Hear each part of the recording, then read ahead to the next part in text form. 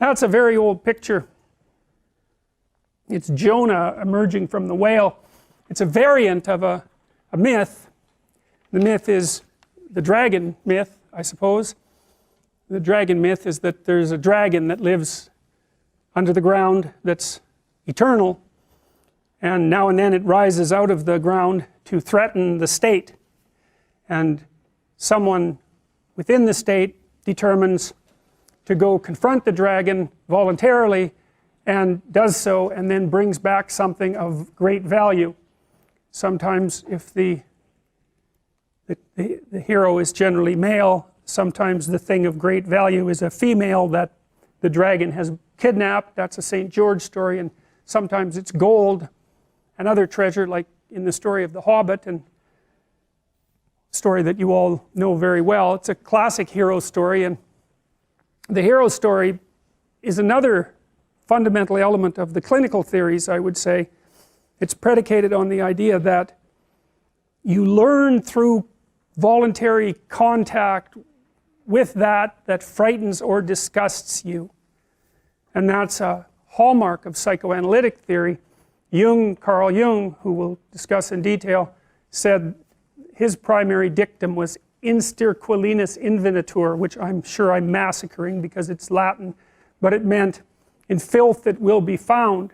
And one of the hallmarks of the clinical theories is that within the confines of everyone's experience, and you can think about this as experience out in the world or experience in the unconscious mind, there are dirty little secrets, let's say, and skeletons and dreadful old fears and remnants of abuse and memories of pathological behavior and failures of courage that leave you undeveloped, perhaps out of avoidance, and that the psychoanalytic process is precisely the careful encounter with those forgotten and repressed elements of the self, in the hope that a clear encounter will redeem them, unite them with the remainder of your personality, and make you stronger in consequence.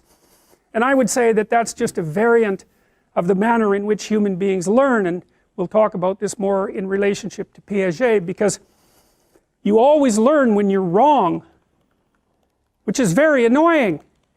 Now, what do you learn when you're correct? You're walking in the world, you're operating in the world, you have a sense of what you want to have happen. You're always looking at the world through this sense of what you want to have happen. You're acting so that what you want to have happen will happen. And when it happens, well, then you're happy because, well, first of all, you get what you want, and that's good, maybe, depending on what you want. But it's also good because if you get what you want when you act, then it turns out that your model of how to act is valid, right? The outcome, that you get what you want, indicates no error on the part of your model. But it's very frequently the case that when you act to get what you want, you don't get what you want.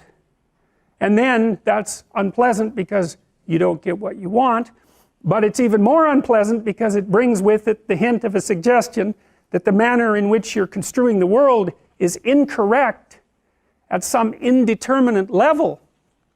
So for example, if you tell a joke at a party, you presume that people will attend, and then when they hear the joke, they will laugh, and then if you tell the joke and it goes flat, or even worse, disgusts and offends people, then you're going to be taken aback, and that's partly because you didn't get what you want, and that's not so good, but it's more because there's something wrong with the way you conceptualize the situation.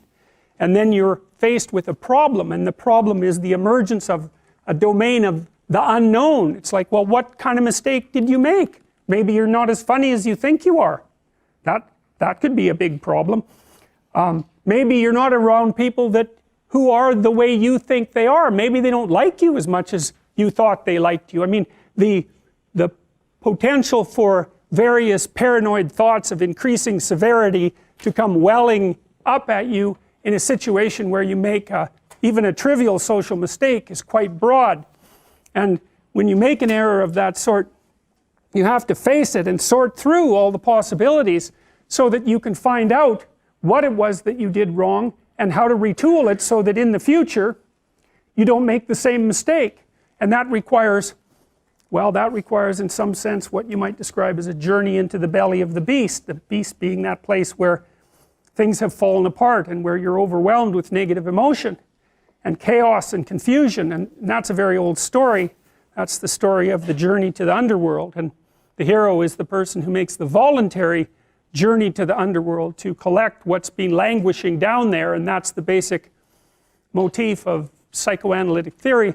I would say it's the basic motif in some sense of clinical practice, because one of the things that you do as a clinician is find out what people are afraid of and what they're avoiding, and that can be in their past or in their present or in their future.